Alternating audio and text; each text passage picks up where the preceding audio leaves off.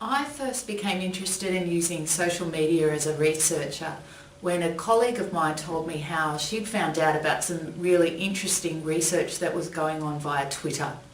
So she suggested that I join Twitter and that there was a lot going on in relation to elder people that I wouldn't have heard about otherwise. In addition to Twitter, as far as my work goes, I use LinkedIn to keep in touch with colleagues around the world, and occasionally Facebook, but I tend to just stick to Twitter and LinkedIn as far as professional use of social media goes. So I use Twitter to keep in touch with people both in Australia and overseas who tweet about anything to do with research that I'm interested in and also my teaching areas. So that's mainly around law, elder people, dementia, capacity. So what I find is that it gives me a sort of broader understanding of the field where I do research. And I think one of the really important things about it as well is that it connects me with consumers of my, not just with consumers of my research, but with elder people themselves. And I think sometimes it's easy as a researcher to be really distant from the community where your research interests lie. So one of the great things about Twitter is that I can be in touch with people who have dementia, not just people who research people who have dementia. So that's a great link for me to have. So some of the things that I would communicate via Twitter include recent cases that involve people who lack capacity. I might tweet a link to a case on a website, or if a big report comes out in Australia. For instance, last year we had a big report from the Australian Law Reform Commission on capacity. So I was able to tweet out links to that report and also links to submissions to the Law Reform Commission. They're the sorts of things that people overseas wouldn't necessarily be aware of but are really interested in as part of their research. And it kind of works like a tit for tat. If they pick up on things that I tweet to them, then they'll tag me in their own tweets for cases that come up overseas. So it's a really great way to be instantly told about the latest law without me having to go out looking for it.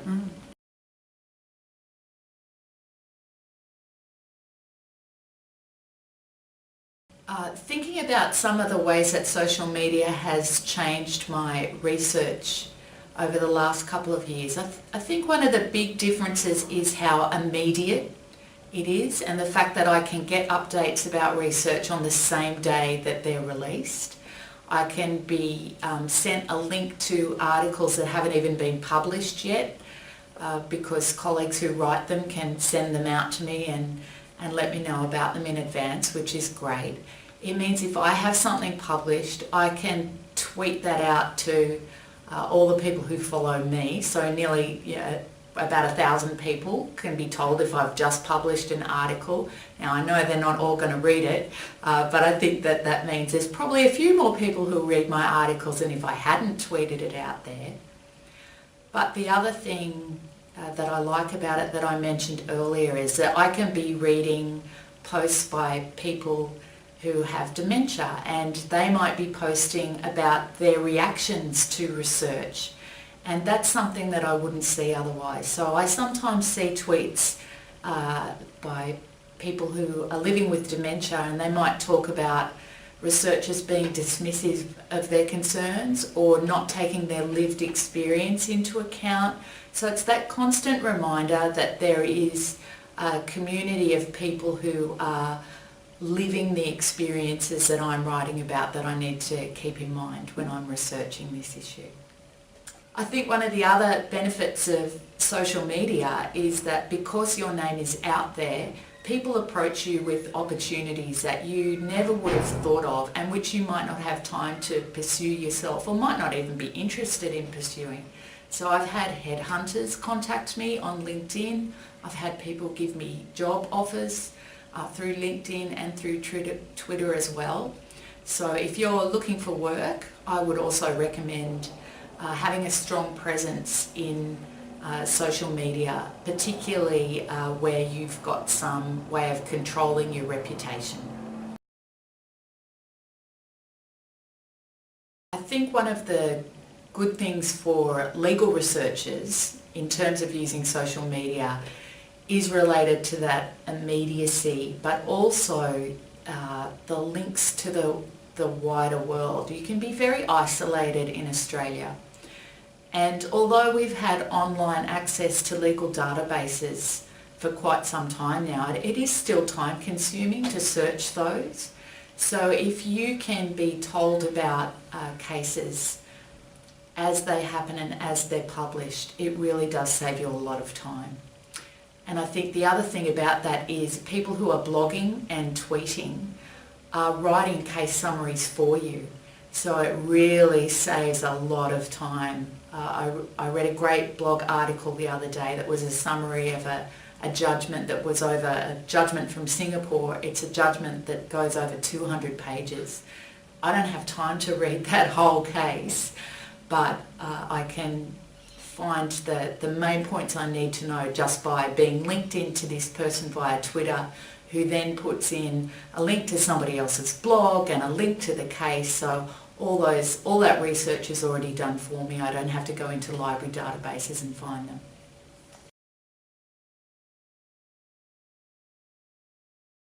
In terms of the dangers or the risks of social media, there's the obvious one, which is that it can be a big time waster.